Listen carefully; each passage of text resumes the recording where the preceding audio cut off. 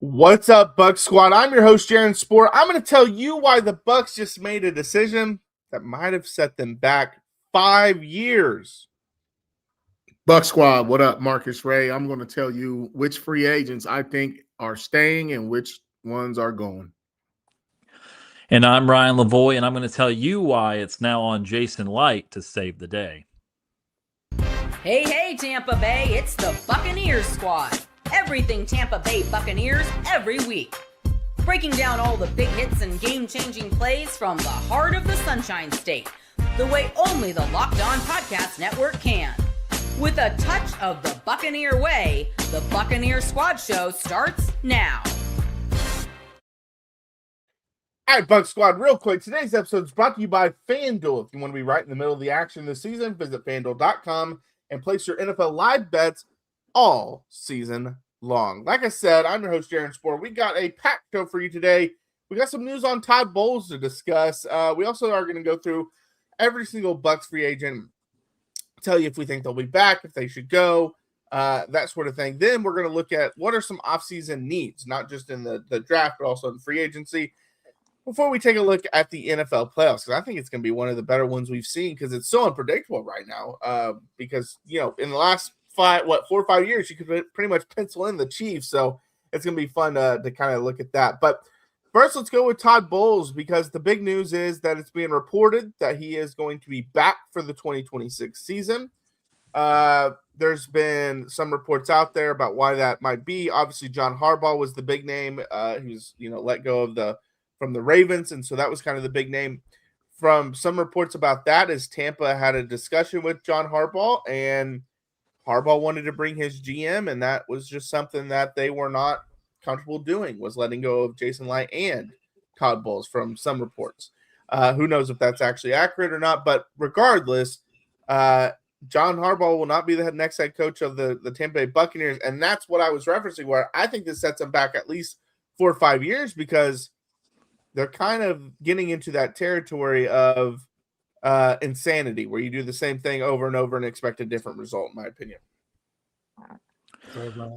So, yeah, I mean, look, I think first, obviously, you're evaluating Todd Bowles, and again, I think a lot of people, certainly the fan base, clearly had enough by the end of this collapse this season. Now, of course, and Marcus, I know that you have been kind of taking the road of, let's give this another year and let's see some changes. So, I know you'll elaborate on that a little bit, but, I just think that from my point of view, again, the way the season declined so rapidly, you usually see changes after that. And, I'm surprised that Indianapolis has not looked at removing Shane Steichen after something very similar happened to them in the AFC side of things. But, I think with Todd, again, we've been over this, and, at some point and probably later in this show, I mean, we'll kind of move on from what we think we would have done and who we would have targeted if we had moved on for Bowles to, okay, well, we're going to go on with staff changes. We're going to go on with an off season where we can't forget that the Bucs don't become hopeless just because they retain Todd Bowles. Like, this team has still won double-digit games. It did win the division, even though it is a bad division. Again, I think you can look at it on one side and say they did win the division 3 years in a row. You can also, under his leadership, 4 years total. Or you could also look at it and say, okay, but who would not, and with a competent roster, win the division because of the nature of being able to be 8-9 2 out of the 4 years and win. And obviously this year did not go Tampa's way in 8-9, but it did win the division. So, I think that, again, there's going to be a lot of frustration, obviously, amongst Bucs fans. We've already seen that. And when you look at John Harbaugh, what you do have to remember is, as much as the idea of him is awesome and as high as the interest would have been, only one team can get him. And so if you have those conversations in the background and John Harbaugh does not give you the impression that he is you are his top destination, then you're not really moving on from your coach if John Harbaugh's got you second, third, fourth, what have you. So, I think that we're back to the standpoint of, did you want to move on from Todd Bowles, period? Because if you did, then obviously the John Harbaugh opening did not change things. You're looking at offensive-minded guys. You're looking at the normal candidate of coordinators. But just on the Harbaugh thing in particular, since you did bring it up, again, I think there's a few teams around the league that have not fired their head coach that are contemplating it because of John Harbaugh. And again, clearly either the Bucs did not want to entertain those conversations, they did not like what they heard about from their agent when they talked to Harbaugh, or they were just steadfast on Bowles. But whatever the case, again, I know there's going to be frustration for keeping Bowles, but we'll talk about what they need to do in the offseason to salvage this, because I don't think it's hopeless, even though some fans will think that it is. I still think this division is as winnable as it gets, and I think there's going to be a lot of things in the offseason that they can do. That's why I'm saying it's going to be on Jason Light now. It's going to be his role to get the right kind of players in through the different avenues. But again, clearly I think that with Bowles staying is going to be disappointing. And again, I admittedly am a little disappointed too, but I'm unwilling to just throw away next season or that sort of thing and say that they've got no chance now. They will have checkpoints they have to hit, but I believe they can hit them. Well, I'll start with this. When the Bucs were 3-0, nobody was calling for Bowles' job. When the Bucs were 6-2, nobody wanted his job. And when Baker was early MVP and they went out and beat Seattle, they beat San Fran, tough NFC West, probably the best division in the NFL this year, to watch them go out and beat two of their teams, and then they got smoked by the Rams. But no one was calling for Bowles' job then. So, and the team was banged up and injured. So he actually was up for Coach of the Year in the conversation while he was winning without his best players. That's called coaching. When you don't have all your guys and you're not out athleting people and you're still finding a way to win, then nobody called for his job. So in the second half of the season, if you just look at the scheduling, you're talking about Buffalo, you're talking about the Rams and New England, those teams were red hot at the time, and the Bucs caught them at the wrong time. And I don't think people really see, it's a what have you done for me lately league. And in the last 8 games, they won 2 games, out of their last 8. And so everyone said the sky is falling. And I think what made Bowles look bad is he finally got his full roster of healthy players back, and they couldn't figure it out. That was because they were a different team when they were injured. Emeka was the number 1 receiver. He almost fell to a 2-3-4 type option in the offense. There were too many mouths to feed. There's free agency coming up. And so Bowles got dialed up defensively. So, I think people got to understand, when you look at NFL scheduling, everybody's championing like the Bears or the Broncos or the Jags. Well, look at where they placed last year in their division and tell me. It's all about scheduling. The reason why Mike Tomlin hasn't had a losing season is because it's not necessarily coaching. It's the fact that he'll find a way to win one more game than he loses because of scheduling. So when you win the division the way the Bucs did, then you get to play the other number 1 seeds, the other number 1 division winners from the previous season. When you're the Bears and you're in last place, or whatever it is, you play the last place teams the next year. So scheduling has a lot to do with how it all plays out. I'm not making any excuses for Bowles. I actually have a lot of respect for him as a coordinator and things he's done, but he did win in 3 years in a row. Even tied for first. Was probably one bad game against the Saints or Atlanta from being in the playoffs. So you have to understand, like, they fell off. They got dialed up, and something happened in that locker room possibly, and he just lost the team. I don't think that's a fireable offense for a 3-time division champion head coach. I mean, what do you want? Raheem Morris goes 8-9 his first 2 years, and he gets canned. And it's like the coaching job he did in the second part of the season, give him one more year to fix it and see if they can go 12-5. See if they can go, 13-4. But we live in a right now world. People like to press buttons on their phone. They press buttons in life and things change. And I just think it's disrespectful to fire a coach that had a down second half of the year. He's not the Raiders. He didn't go 3-14. He had a bad second half of the year. They underachieved. I will say that. The Bucs did. But give this man a chance to make some staff changes. Find a new special teams coordinator. The special teams coordinator had the defense on short fields. maybe Grizz is not the guy. Maybe, I mean, he's not going to call plays like the last offensive coordinator turned head coach. I mean, they've had turnover at the OC position because they were successful, and it's hard to keep following that up. And truth be told, they still finished tied for first place in a bad division. All right. So other than the NFC North, AFC North, the NFC South division is pretty predictable. You kind of know who's going to be there. The other teams are going to be whack.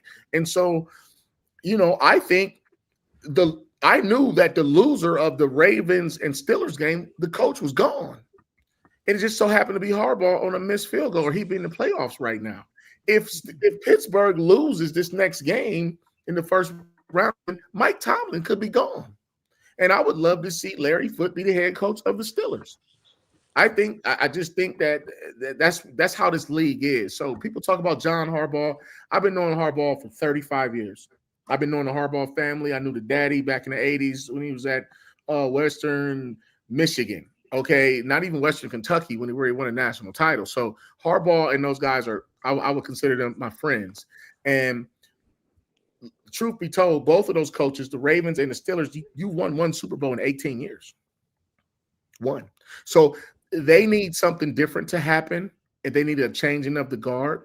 I just don't think we live in a cancel culture. We live in a right now. I'm so mad at Todd Bowles right now, but you weren't mad at him when he was 6-2 and went into that break and then played 3 of the hottest teams. And then that's what took the wind out of their sails. So, and then I think the inexcusable part is when you lose to the Saints and you lose to the Falcons. That's where it's like, hey, come on. But remember, this team, they only played with their full roster probably 3 games. So give them 1 year to fix it. And if this happens again, then you get rid of Todd Bowles. Yeah, and that's fair. And I do think this offseason, though, he has to make some tough decisions with the staff, which I did read that they are planning on making some major changes. I would assume that means the special teams coordinator is gone, which I think we all agree needs to happen. And then I would assume if it's major, that means an offensive coordinator is gone, because I don't see it like them hiring a defensive coordinator. I think Grizz would be gone if it's major changes. The one thing that I will say, like, that makes me – why I said that I think it sets them back 5 years is because when Bowles was doing what he was doing with the talent and they were winning the division and they clearly had the best team. The other 3 teams were really bad and they were really struggling. I mean, Atlanta you could say was all right, but the other 2, Panthers and Saints, were really bad. They're coming. I mean, they've started to close the gap. At least the Panthers, as we know, have definitely closed the gap. And then the Saints started playing really good football at the end of the year, and they got a young coach that they like, and maybe they got the quarterback. Now, I'm not saying next year they're going to – because just because you have a good end to the season doesn't mean you're going to have this great year next year. And I'm not saying that they're not going to go back down to where they're at. But they're playing good football with young quarterbacks, with a young head coach. That is my biggest worry is did you kind of pin yourself? Because John Harbaugh-type coaches don't come on the market very often. Now, to Ryan's point, if John Harbaugh said, no, I'm not coming, then I get it. I understand it. But it's just like those kind of coaches don't come on the market very often. And so I always feel like if he at least said, hey, yeah, you'd be one of my 5 teams or whatever, then I think that's something you got to pursue a little further. As for the offense, I know we're almost out of time, but I would like to get y'all's opinion on this because one team that was mentioned to have talked to Harbaugh is the Dolphins, who obviously have not fired Mike McDaniel yet. If Harbaugh were to, because his daughter goes to South Florida, if Harbaugh were to go to Miami, man, I might hire Mike McDaniel to be the offensive coordinator. I think he's a great offensive mind. Yeah, I mean, look, they're going to have to nail it, right? Because here's still kind of why I would explain my stance on Bowles was that they needed to fire him, is that I feel that they've already seen the ceiling, and the ceiling is not high enough, in my opinion, to warrant the kind of mistake that they have. Because to be fair, they have this mid to late season swoon every year. It's Right. just that they usually get the right 2 or 3 wins at the end of the year to save themselves. But, the whole stat we were talking about in the middle of the season where they go like week 7 and through 12 or 13, 8 through 13, whatever, and they just lose a bunch of games. They do that every year. And they usually pull themselves out of it enough, and they couldn't do it this time. But if you're ceiling with Liam Cohen, who already got Jacksonville better than Tampa's been under Bowles. If your ceiling is 10-7 with a top 5 offense in the league, then I don't know. I mean, like, you have to make significant gains defensively, because I can't do much better than top 5 offensively, which is what they did in 2024. So if I'm still not even winning a playoff game with a top 5 offense, then I have to make changes on the defensive side of the ball. So maybe Todd Bowles does give up coordinating, okay? And maybe they can find a better pathway to success. And they basically just tell Todd, just kind of coach some DBs, or just kind of just be completely CEO and just kind of stand there arms crossed. But if I have a top 5 offense with a defensive-minded head coach, I need to be a Super Bowl contender. And Tampa was not that last year. And so then he gets, again, to his credit, he hired Liam Cohen. So you do get credit for that as a head coach, absolutely. But then you turn around and you do unfortunately make a bad hire, and now you see you're back to 5 or back to below 500, and this time you couldn't quite pull out of it. And so the problem is, I've not seen with Todd as the head coach anything that shows me that they could be an NFC Championship game team, or that they could win 12 games or 13 games in the regular season. So it's to a point where it's like, I do appreciate the divisions, because I remember a time where the Bucs were desperate to make the playoffs. I do appreciate that. I'm not just saying the guy sucked for 4 years, but at the same time, I feel like we've seen the ceiling, and now the Bucs are in danger of fading away from that ceiling if they get the coordinator wrong, and if they don't make the proper upgrades in the offseason. Then all of a sudden, what if they're 5-12 or 6-11 next year? Well, now they're complete rebuild mode. They'll have their veteran stars will be too old to help them anymore, or being retired, and they'll be in complete rebuild mode. And I just think this team has too much talent to go into complete rebuild mode by latching itself to another year of Bowles. You agree with that too, Marcus? I'm good with that. Cool. All right, coming up next, we got to dive into the free agents for the Bucs, because obviously not all of them are going to be back, but will some of the key ones be back? We'll talk about that coming up next. Hey guys, the draft picks positions are set, and so many teams are looking for their franchise QB. Ever wish to become a pro quarterback? Getting drafted first overall by the Tampa Bay Buccaneers? Well, now you can. There's a mobile game just for you called Ultimate QB Football Legend. In this game, you step into the cleats of a number 1 draft pick quarterback, and it's your job to lead your team to greatness to help turn a failing franchise into a dynasty. This is the number 1 quarterback career mode game on the mobile app stores, and it includes the most realistic environment with full career control. Sign contracts, train and upgrade yourself, build chemistry, and evolve your teammates. Give input to your GM on roster moves, play the actual games in 2D, and rise through the ranks to become a pro football legend. You'll deal with the ups and downs of a quarterback career, from rookie nerves to playoff drama, and every choice shapes your journey. Ultimate QB is totally free to play, has no ads, and works 100% offline, perfect for when you want to sneak in a quick game or two on the go. Just head over to ultimate-qb.com. That's ultimate-qb.com. Or search for Ultimate QB in your app store. And we've got something special for you guys. Use the promo code LOCKEDON just Locked On, all caps, in the game store to get a free boost at the start of your career. Ultimate QB, football legend, QB1, it's your legacy. All right, we're back here with another segment of the Bucs Squad Show. A reminder, this is just something we do, extra content, a couple days a week. Doesn't take anything away from what James does. He does a great job. This is something in the offseason now for Tampa Bay that we will do Monday and Wednesdays, 9 p.m. Eastern Time, 8 p.m. Central Time. Obviously, there's some things that can change. We've already talked about the College Football National Championship is coming up in a couple of Mondays. None of us are actually available to do a podcast at night, so that's going to get moved. But other than that, Monday, Wednesday will typically be our day. But let's dive into the Tampa Bay free agents. And if we want to go through all of them, we can go through all of them, or we can just kind of pick the couple that you have to have coming back. But the one thing that I've seen from a lot of fans, Ryan, you should list them in access. Yeah. Why don't you list it, Ryan? Yeah, I'll go for it. Okay, all right. So I'm going to say Jaron. Oh, okay. It's all right, Ryan. If you got it, go for it. I do have the list because I had takes. I told you guys before that I dreamt of being a GM growing up. So yeah. this is my stuff. On your toes. This is you. So I'm gonna play Jason Light. All right, so the obvious three. Let me group them. The obvious three are Mike Evans, Jamel Dean, and Lavoie David, because those guys have meant a lot. So, there's the retirement bit with Lavoie David. There's Jamel Dean taking less for the Bucs this year and the assumption that this would be his last year. And then there's Mike Evans, who we cannot envision playing in any other uniform. Unclear if he wants to retire again. I think that David is probably retiring. Evans is questionable. So those three. And I would say, as far as Mike Evans goes, I would have said probably coming into the year that this might have been his last year.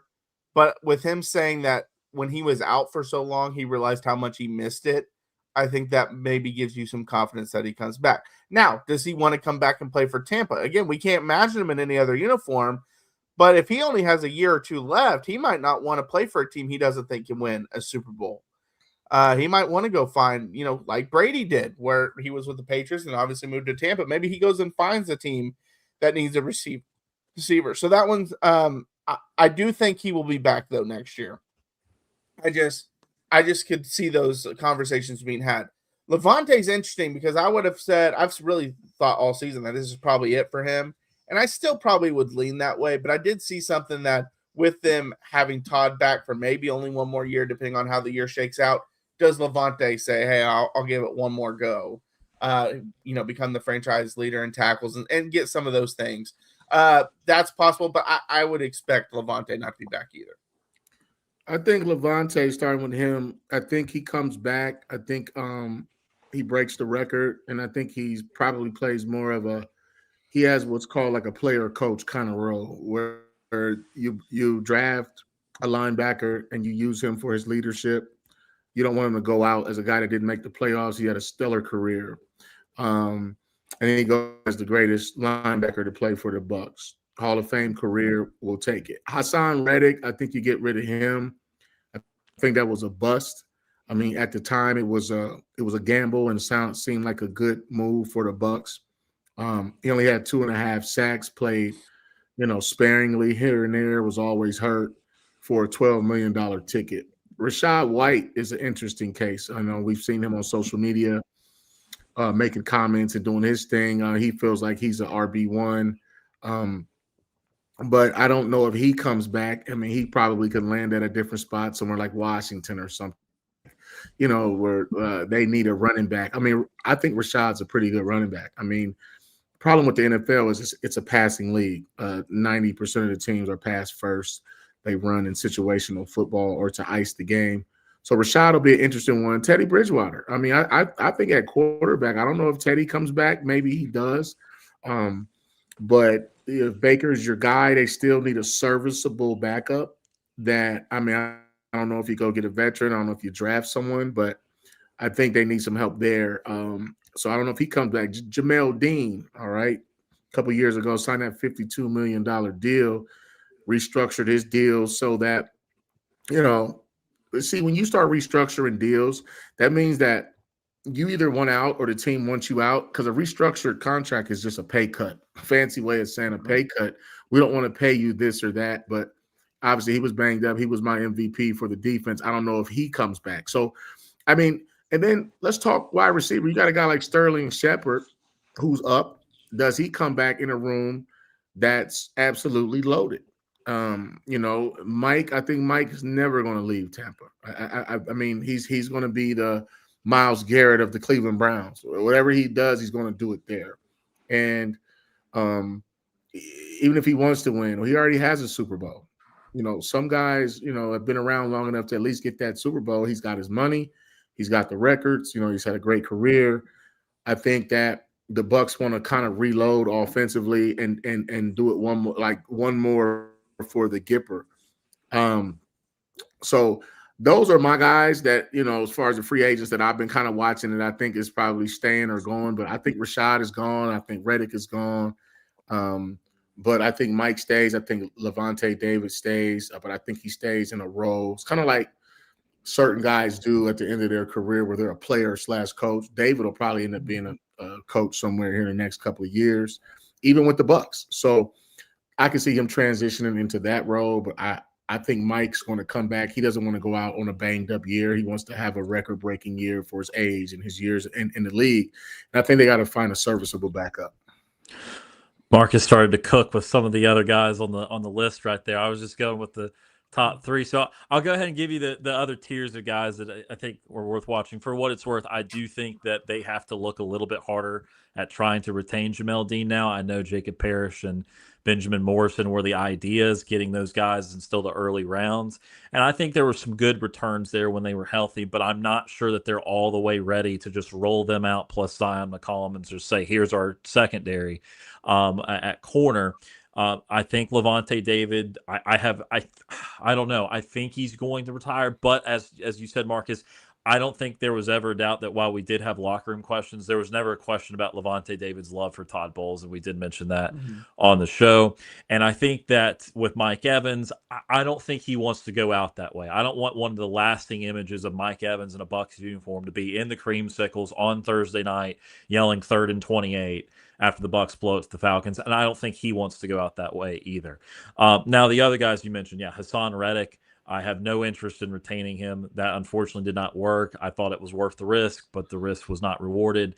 You look at guys like Logan Hall, who is kind of the new William Golston, where he's going to be a pretty low stack guy, but he's eating blockers, and you're wanting a guy to just be steady and be out there. So I do have some interest in retaining Logan Hall.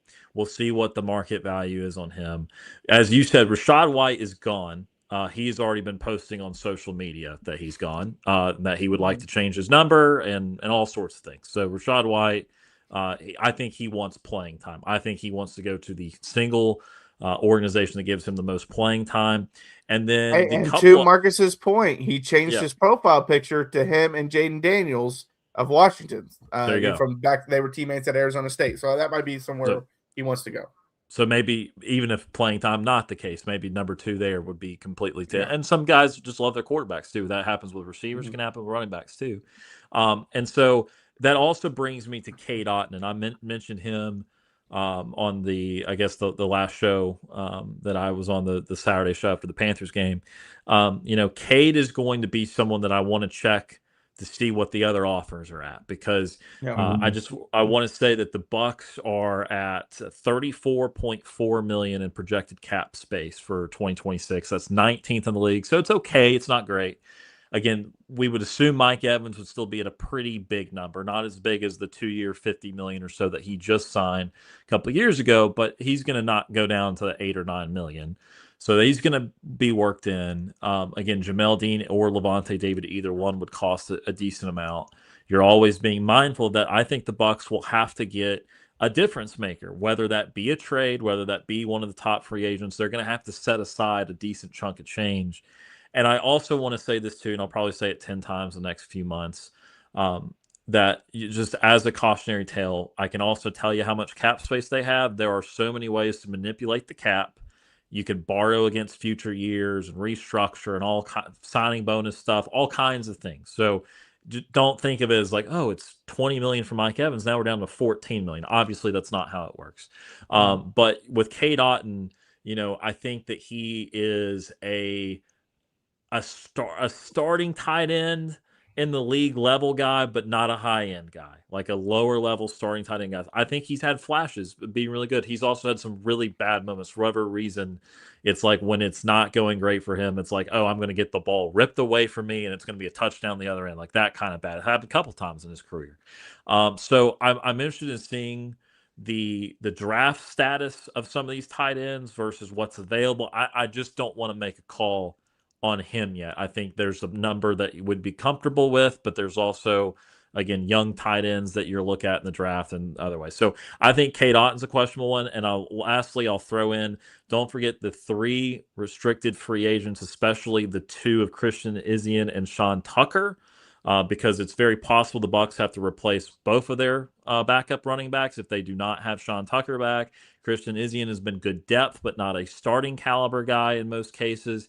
And so you're looking at what the market also says on them, because you can use the right of refusal instead of the tender, because they're not going to want to tender them a first or second round tender grade. That'd be $7 or $5 million for those guys, but they might do either their draft tender or the right of refusal tender. And so then it will come down to what other teams are interested, that sort of thing. So those are the things I'm looking out for. Again, I think it's probably simpler than some teams, but we do have to hear those retirement decisions from Lavonte David and Mike Evans. Yeah, and to add to that, I think probably Sterling probably retires. He originally retired with the Giants. Baker kind of talked him out of it, coming back in. Now I would expect them to go with their guys, their big four, but then Tez now has kind of stepped up. So Sterling probably will retire. Maybe he gives it a go, and if he doesn't make the team, he retires. But I agree complete with Cade. I think Cade is one of those that he's a starting caliber tight end. He's not bad or anything. But if you have to spend your money elsewhere and you have other, which they do, the Bucs have other issues, but some of that's to pay to keep guys, some of that's to build this defense that we're talking, and we'll get into the offseason needs here in a second. And you can get him a little cheaper. Obviously, I think that's fine. But if you can upgrade, I definitely would upgrade. Kyle Pitts was a big name for a while. Do they upgrade to someone like that, to more of a pass catcher? Do they find more of a guy that maybe is more of a blocker, but can also catch the ball, but just to help the offensive line more? Just things like that. But I do agree with Cade. Cade is one of those. He's a solid player. If you have him on your team, he's not bad. But if you can upgrade, great. But if you need to spend the money elsewhere, he's good enough to kind of handle that spot. But all right, coming up next, we will look into the offseason needs, because it is a big offseason, not just for Todd Bowles, but for Jason Light as well. We'll break that down coming up next. Well, finding a doctor you actually like can feel like discovering a diamond in the rough. You want someone in the network nearby with availability, but you also want a doctor who really listens, makes you feel comfortable, explains things clearly, and helps you walk out feeling confident about your next step. Your diamond in the rough doctor exists, and finding them is easy with ZocDoc. ZocDoc is a free app and website that helps you find and book high-quality in-network doctors so you can choose someone you truly connect with. I love that you can search for specialty or symptoms and quickly find the right fit. Being able to choose in-person or video visits makes scheduling way easier. You can check the verified patient reviews to get a real sense of the doctor's vibe and communication style. Stop putting off those doctor's appointments. Go to ZocDoc.com/LockedOnNFL to find and instantly book a doctor you love today. That's ZocDoc.com/LockedOnNFL. ZocDoc.com/LockedOnNFL. Thanks to ZocDoc for sponsoring this message. All right, we're back for another segment here of the Bucs Squad Show. Let's dive into some offseason needs. So I didn't want to get into this in the Todd Bowles segment, but because I knew this segment was coming up. But this, if you decide to keep Todd Bowles, and we all agree that if it goes bad again, he's probably gone, you now have to do everything you can to put him in a position to succeed. And what I mean by that is the rumor's been out there for the Max Crosby. Go make a move like that. Go get him a pass rusher, because he knows what his defense needs. It needs a pass rusher. Go get linebacker help. Go get, defensive back help. And obviously they have the draft to do that. They have free agency to do that. They have all they have trades, like I mentioned with the Max Crosby thing. This is on Jason Light now. Because if the report is true that Harbaugh wanted to bring his general manager and they said no because they wanted to keep Jason Light's got to prove to the ownership that was the right decision. And to do that, he's got to have a heck of an offseason. He does it, and I would say that, I think that there's been a little bit of criticism around Jason Light that I don't think is entirely fair. I do think that, he's imperfect, as any GM is, but I do think he is a high-level GM. I think one of his specialties that probably is still getting underrated is the ability to draft guys in the mid to late rounds that create a lot of value. I think his weakness has been finding a high-caliber player either in the first round of the draft or being willing to swing in a trade to give up that first round pick, because I would argue Jason Light has every right to value and protect his mid to late round picks, because he's better than just about anyone at doing that. But I think he should value his first round picks a little bit less, because he's not been as accomplished at doing that. And so that would lead us to their biggest need is a X factor on defense, is a game-changing player on defense. And that's probably in the form of a pass rusher because, look, Yaya Diaby is a really good example of what I'm just talking about. As a third-round pick to be your number 2 pass rusher to get 7 sacks in the season, I think that's what you're looking for. I think that's right along those lines. But Yaya Diaby cannot be your best pass rusher. And they need someone that can give you the double-digit sack number. And that's why the name Max Crosby is going to be said a lot on this show and other shows that need pass rushers because he is very unhappy in Las Vegas. Las Vegas is going to have to completely rebuild. I don't know if he's going to fit the timeline for them or not. And so you're going to look at it and say, okay, clearly a first-round pick is going to have to be involved, but what about a second first-round pick? Or can you get away with a first, second, and a third, first, second, and a fourth, something like that? So the compensation will be one thing on Crosby, but he's going to be someone to look out for. So they're going to have to look at, again, a high-level pass rusher.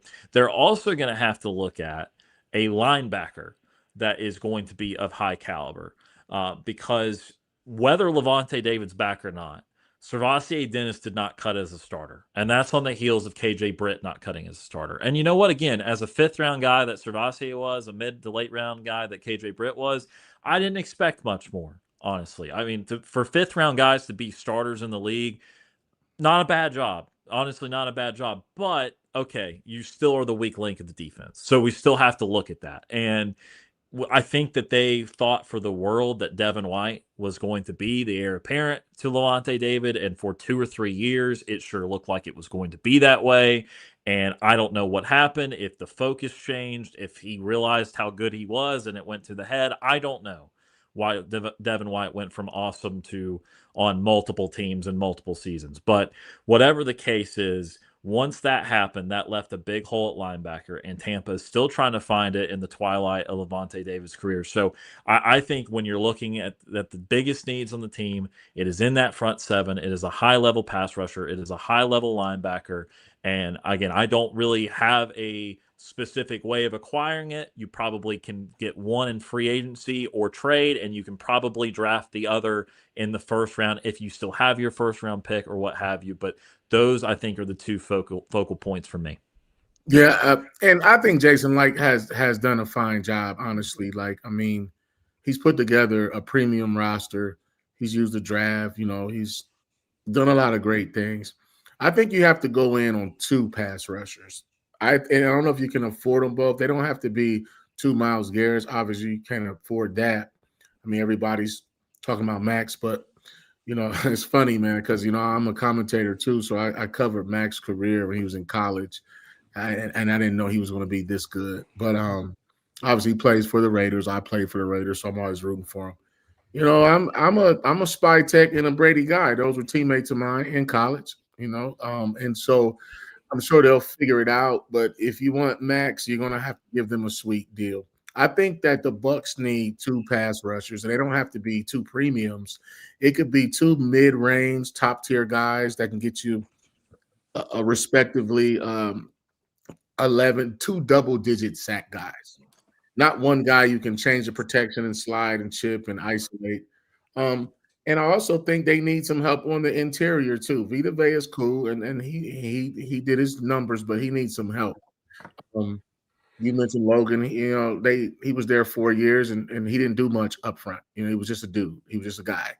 But I think, you know, when you start looking at the draft and you talk about, you know, Miami Hurricanes defensive line, like those 2 guys that nobody can block, who has 46 sacks right now as a team, they're probably going to win the whole thing, and I hope they do. It's just you need some help on the interior too.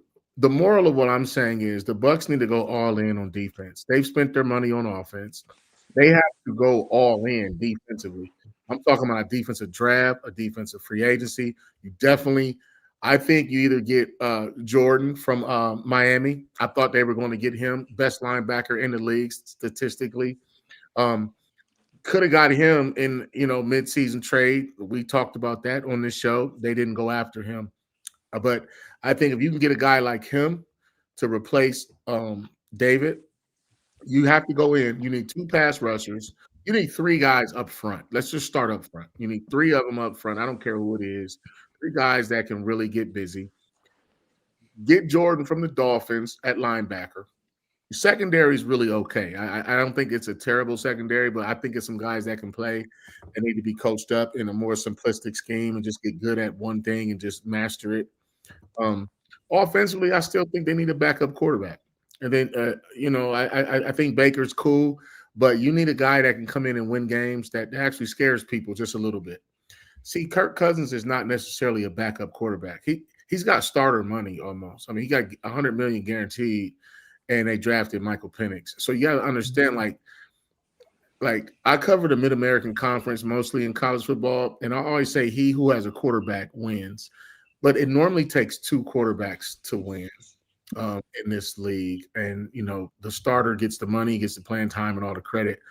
But the Bucs wouldn't have won 4 games if Teddy Bridgewater was the quarterback. So you have to understand, like, they need a solid backup just in case Baker gets banged up. His style of play comes with injury, from his leg being messed up to the shoulder to throwing a Hail Mary and falling on the ground. Like, you need somebody else that can get in there and get busy. Kirk Cousins got in there and beat Tampa Bay this year because he's a former starter. So you need a former starter as a solid backup, a little older. It doesn't cost you as much money. And then I think you do let Cade out and shop the market. Ryan, you made a great point. I think Cade is a guy that he's not at the top, but he's not at the bottom. And depending on what day of the week it is and what side of the bed he rolls out of, that's the Cade that you're going to get. Let him shop around, and then you go draft the tight end. That's what you do. You let Cade go. You don't want to spend no more money on offense, or you're going to have to trade one of these high-priced receivers that you have to get some value and to spend money in other positions. And I think that's what they're thinking. I mean, you got J-Mac, you got Mike, you got Chris. I mean, you got Tej, you got Emeka. It's like, well, you don't need a receiver, and you can kind of get rid of one of them and try to get some value out of that position so you can spend money on defense. Maybe they go get Jameis Winston to come back and be the backup quarterback. And the crab legs. We don't want the crab legs down there. That would be funny. But no, I'm with you guys. And I will say this about Max Crosby, because the one thing that people have to understand, because I see a lot of people in the chat saying, oh, you have to go get Max. You have to go. And I think we would all agree. If they made a trade for Max, like, that's a massive trade. Because to Marcus's point, I think the secondary isn't as bad as people think. They just don't have a pass rush to help them at all. And so I think they're young, they're inexperienced. They're not great. I'm not trying to make it sound like they're the Legion of Boom, but it's hard to play defense already when you don't have a pass rush. But what I was going to say about Max is every team's going to be going after Max, just about. I mean, there's already been rumors about the Dallas Cowboys wanting to go after Max. I mean, there's going to be a lot of people trying to offer stuff that maybe the Bucs can't offer or won't offer or whatever to get Max Crosby. But the thing I will also say, if they were able to make a move like that and get a guy like Max, this linebacker class, in my opinion, is loaded. And I don't feel like the linebacker position is thought of like it used to be in years ago, where you get 2, 3, 4 linebackers in the first round. Now it's like you might get one that people think is really good. It's kind of like a running back, where now you'll get guys in the second and third round that are actually legit pretty good linebackers. It's just not a valued position. And a guy that I like a lot is Anthony Hill from Texas. And I have not seen one mock that has him in the first round. I looked at a few earlier today, and I've looked at a few a couple weeks ago. I haven't really dove into draft stuff, but that's a guy maybe you get in the second round, maybe you get in the third. Like, there's some really good linebackers in this class, in my opinion, that you can get later on to build your defense. But yes, to y'all's point, you have to go all in on the defense. You've already made your work on the offense. Now, if you want to get an offensive line or something like that to help, fine. But overall, like, you almost need to draft every player, a defensive player, in this draft. Yeah, because, I mean, I think you guys laid it out well, and it just offensively. And this is why, by the way, I hate to parlay this into something that's not necessarily the topic of discussion right now, but this is why they have a great argument for firing Josh Grizzard, because we're looking at the offseason saying, actually, I don't think they need anything offensively.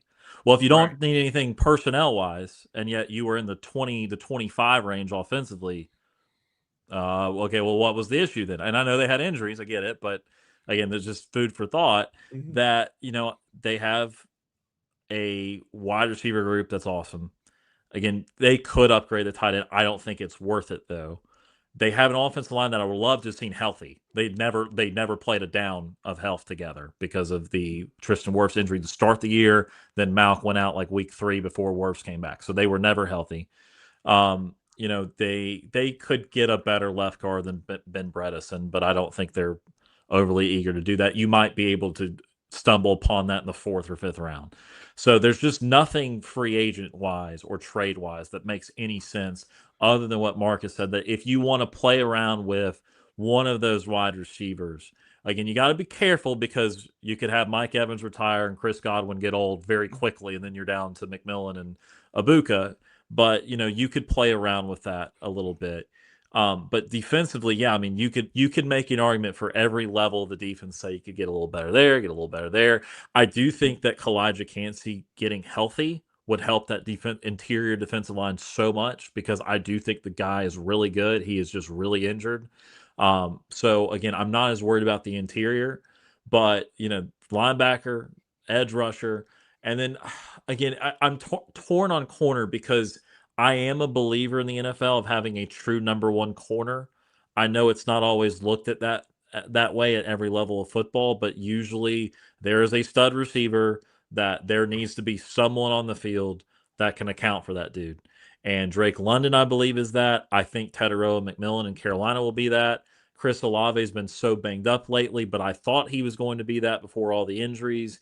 And so even in the NFC South with the quarterback problems and the team's not very good, all those teams still have claim to a number 1 wide receiver worth needing to keep an eye on. So I just think that if they don't get Jamel Dean back, they're going to have to bring in someone that can still usher in Parrish and Morrison a little bit more, because I'm not sure. Maybe Parrish is, but I'm not sure that they're ready all the way to just be just kind of sink or swim mode on these islands with these top receivers. I could be wrong, but that's probably not a bet I would take.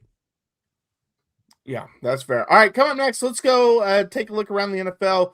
NFL playoffs is here, and like I said earlier, I think this one's going to be a lot of fun. We'll talk about that coming next. Well, the wild card round is here, and FanDuel is officially in playoff mode. Every game day during the NFL playoffs, FanDuel is giving customers even more ways to get in on the action. Because right now, every NFL playoff game day, FanDuel users get a profit boost pack waiting for them inside the app. Each game, you'll see a pack loaded with multiple profit boosts you can apply to the bets you like the most. Open your profit boost pack first thing on game day and see what boosts you want to apply. The boosts let you lean into the game day instincts, whether you're backing momentum, defense, quarterback play, or coaching. The boosts give you more juice on the bets you already like instead of forcing you to bet something new. Every play feels bigger, and the boosts make your bets feel that way too. You make your picks, then apply your profit boost to go after even bigger payouts while the playoffs get rolling. So visit FanDuel, an official sportsbook partner of the NFL, and grab your profit boost pack every NFL playoff game day. All right, we're back for one final segment of the Bucs Squad show. Reminder, this is just something we do extra twice a week. We usually do it Monday and now Wednesday, now that we're in the off-season, and it'll be at 9 p.m. Eastern time, 8 p.m. Central time. It doesn't take anything away from what James does. He does a great job. But let's dive into the playoffs, because I was thinking about this. I've seen many videos about people trying to predict the playoffs, who's going to the Super Bowl. I could predict maybe 5 or 6 teams to make their Super Bowl, maybe even more than that. Like, I think this is one of the more parity-driven playoffs that we have seen in a long time. Because, for example, like a team like Houston, you could make a legit argument Houston could make it to the Super Bowl. You know, the Rams, you can make a legit argument they can make it. Seattle, they can make it. Denver, like, there's so many cases you can make. But are there any games, before we look at big picture, but just this weekend, that you guys are kind of looking forward to the most? Well, for me, I think one of the games I'm looking forward to is Green Bay at Chicago. I mean, they played each other late in the year twice. I mean, they split. It's going to be interesting. It's at Chicago. Green Bay's been on a 4-game losing streak. I just think that, you know, this is one of the years, like you're using the word parity, Jaron, and I think it's wide open. I mean, it's almost like the college football playoff. Like, I think any 4 of those teams can win it. But I think for me, I don't think Pittsburgh can win it. I don't think Philly can win it. And I don't think Green Bay can win it. And I don't think the Chargers can win it. I think everyone else can. I think when you look at the Rams at Carolina, the Rams should take care of business, even though they went out there and lost to Carolina. I mean, I know Carolina is in our beloved division and they're just kind of frowned upon, but they're kind of just good enough to beat certain people. And it may be a bad matchup for the Rams. I think Chicago will take care of business, but that Green Bay game is huge for me.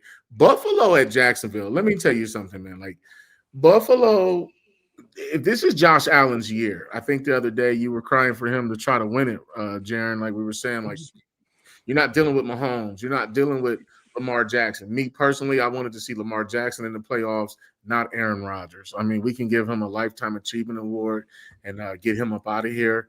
He's old. He can't move. He doesn't have the same legs. Pittsburgh's never been an offensive juggernaut since Big Ben left. So I just would have rather see Baltimore in there because of the Lamar Jackson factor. I wanted to see him and Josh Allen go at it and without Mahomes. But, San Francisco at Philly. Philly could go home. Philly just hasn't looked good ever since the Cowboys came back from a 3-touchdown deficit and beat them. So New England, is this Vrabel thing real? Like I said, they had a light schedule, in my opinion, based on where they were. And, Vrabel's done a great job with them. And obviously the young quarterback's playing well. I want Harbaugh to beat Vrabel. That's an Ohio State, Michigan thing for me. So take it and like it, people. I want Harbaugh to beat Vrabel. Ohio State, Michigan. Houston at Pittsburgh. See, Houston is a little funky because they play great defense and they will take the ball from you. They're physical. They're young. And Pittsburgh is just that. Pittsburgh is like that pair of shoes that you cut grass in. Like they're reliable. You know where to find them and they always get the job done. They just won't get it done in the playoffs. Like I cut grass, man. And so I cut grass in one pair of shoes and they're reliable and they're not going anywhere. And that's who Mike Tomlin's been. He's going to get in the playoffs and lose.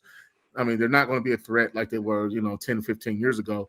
But I think just for me, I think this thing is pretty wide open, and just this round, obviously I believe Seattle and Denver has the bye. But I keep an eye on those Rams in Carolina. Keep an eye on Green Bay at Chicago and Buffalo at Jacksonville. That one right there, it could be 48-49. I think Trevor Lawrence has found his stride. I've never quite been a big fan of his, but I've always respected his game and what he did at Clemson. And they finally found out what to do with him offensively. And it's going to be a wild weekend, man. If I was a betting man, I wouldn't know who to bet and pick. I would take the points on everybody. Look, I think that there's really I would say the only 3 teams I don't think can make the Super Bowl are the Steelers, and then in the NFC, I would not think the Panthers can, and I would not think the Packers, as banged up as they are, can. I would have said the Packers were one of my favorites coming in the season, but I think they're very banged up now. We've had an AFC in particular for so long that was very predictable. For 15 to 20 years, it was Tom Brady, or maybe it was Peyton Manning, or maybe it was Ben Roethlisberger. And that was about it for 15 to 20 years. And then Mahomes came along. And so then it was Mahomes in the AFC. And we have this grouping of quarterbacks that remind us some of those guys or are really well established, really good, from Mahomes to Burrow and Jackson and Josh Allen. And only one of those guys is here. And it's somebody that has not made it to the Super Bowl, whereas Mahomes has won a bunch and Burrow's at least went once. And it's Josh Allen, the one remaining, and just tortured Buffalo that just had all those opportunities to win Super Bowls in the 90s and couldn't. And it's felt like it was happening to them again this decade with Kansas City beating them. So my point is that you're looking at a bunch of teams that are good at other places other than quarterback. And usually in the playoffs, you trust the quarterback to pick a good defense apart and out scheme somebody, what have you. And you don't have those quarterbacks you're used to. And so that's what's made it so fascinating. Like, this is the first time we're seeing Drake May try to get this done. This is the first time I'm trying to see Bo Nix in the postseason. And, as you mentioned, even guys like Trevor Lawrence and stuff that maybe played like one playoff game or something. So, there's just so much ambiguity to what these guys will do in the biggest stage. And it's even that way in the NFC for the most part. Like, remember when Sam Darnold's career was over 3 years ago? Because Carolina thought it was. And now he's on the number one seeded team in the NFC. And, just all kinds of situations where, the Caleb Williams and Bears are finally good. And when have they had a quarterback this proficient before? So I just don't know. I will tell you that I do think the Rams will correct the first game and beat Carolina. I think Chicago will look very uneven against Green Bay and pull it out. I think there's projected snow in that game, by the way. And then Eagles 49ers, I think, gosh, I could have seen either one of these teams at least in the NFC Championship game coming into the season. But you're right, Marcus. There's something about the Eagles' offense in particular that's just not right, and there's something festering in that locker room. On paper, they should be awesome again, and they won the Super Bowl last year, and they have all these key parts back from that team, but they just never clicked. Maybe they'll finally click. Maybe Saquon will get it going, play action get going. I don't know, but yeah, I'm excited about it. Again, I hate to death Tampa's not in the 4-5 game. But again, I've said for weeks now that I was looking for the playoffs. The minute we knew Mahomes was not in, that's the minute we knew we were going to have a wild playoff picture. Well, there's going to be go ahead. Like, there's going to be a changing of the guard, all right? And so, like, when you don't see those familiar faces, there's no Lamar, there's no Mahomes, and so you see Josh Allen is, okay, is it his turn? Then you got this Bo Nix, you got Trevor Lawrence, who has never cared about nobody, ultimate competitor. See, pro sports are built on three things, fellas, that'll make you watch it. Number one, there's either a hero/villain. Number two, there's a dynasty, or there's a rivalry. I don't care if it's Lakers, Celtics. I don't care if the Warriors, the Cavs. You're going to watch it. So the thing that made Tom Brady so great was he was the villain/hero. If you wanted him to, like, you were going to watch the Super Bowl because you wanted Tom Brady to win, or you were going to watch because you wanted him to lose. So there's a Michael Jordan factor. Either you loved him or you hated him. Well, in this case, this playoff picture is so wide open. There's actually no dynasty. You got the Eagles. There's no Chiefs. And then, like, there's no villain. Who's the villain in the playoffs right now? Like, who's the hero or the villain that you're cheering for or cheering against? It's not Mahomes. It's not, Jalen Hurts, I guess. Yeah, but when you look at it, this playoffs is so wide open. There's no rivalry. We may not see the Ravens versus whoever, the Chiefs for the AFC Championship. So for me, it's watchable because of the three things that make you watch it. Like, it's not there. Right. So you almost have to watch it. Even with the college football playoff, okay, everybody's cheering for Indiana. I want them to go home. I think the Cinderella story is over. And I think Miami or Oregon should win it. But it's like, who's your hero? Who's your villain? Where's your dynasty? Where's your rivalry? And we don't have that, Jaron. And that's what makes these playoffs so unpredictable. Yeah, I know. Growing up, I was a Peyton Manning guy. So sorry, Marcus. I was not rooting for Tom Brady going through it. And it was kind of like, even in basketball, you were either a LeBron or you were a Kobe guy.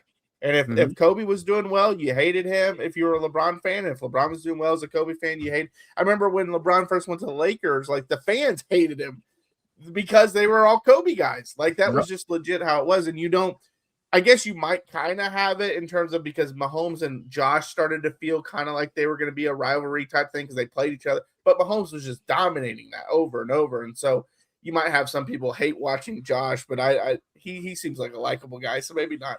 But I do have another question, because obviously the playoffs is here, but the MVP race, I saw this get brought up, and I was actually kind of curious about it, because I just have kind of long thought Matthew Stafford's winning it, and that's just kind of my belief. But this person made a very strong case about why Drake May should win it, and they weren't a Patriots fan.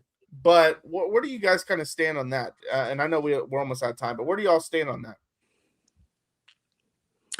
Yeah, I would say that I'd still lean Stafford. I think what New England has done, I think it would be Stafford's the MVP and Vrabel's the coach of the year is probably how I would do it. Now, again, you have other arguments like Liam Cohen and all sorts of things and Ben Johnson. But, I think that, Drake May was awesome. But when I think of why New England was good, I don't necessarily think of just Drake May. I think of Right. that they were able to play really good defense. And again, Vrabel came in and gave them the spark they needed and all sorts of things. And Marcus made not just an opinion of fact. New England's schedule ranked out to be the easiest in the last 23 or 24 years. So, I mean, like, again, on paper, that was true. And so I'm not discrediting that. They might go win the Super Bowl because we just established I don't know who the heck is. But I think Stafford, when I think of why the Rams were great, sure, I think McVay's always awesome. But Stafford's was so proficient, and I know he had one or two bad turnover games late in the season. But my goodness, the guy was questionable to play the game of football this year coming into it. He was injured, he was banged up, and he has these absurd numbers. And again, I think he is the biggest reason why they became what they were. So I know that they did not win the division in the end. I know they did not end up as the 1 seed, but I appreciate the heck out of what he did this year. Really quick, guys. I think James Cook from Buffalo should get MVP. I think when you got this crop of quarterbacks, I think Stafford had a great year. They didn't have the best record, but I think it has to go to a running back. I mean, MVP in the NFL now has become a quarterback award, just like the Heisman. I think I would go James Cook with 1621 rushing for me.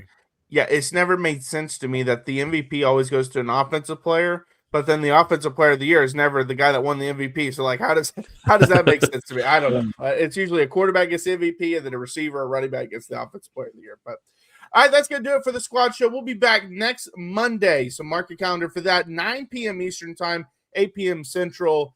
Again, it's just extra content we do. It doesn't take anything away from what James does. He does a great job. Check him out weekdays. And until next time, fire the cannons.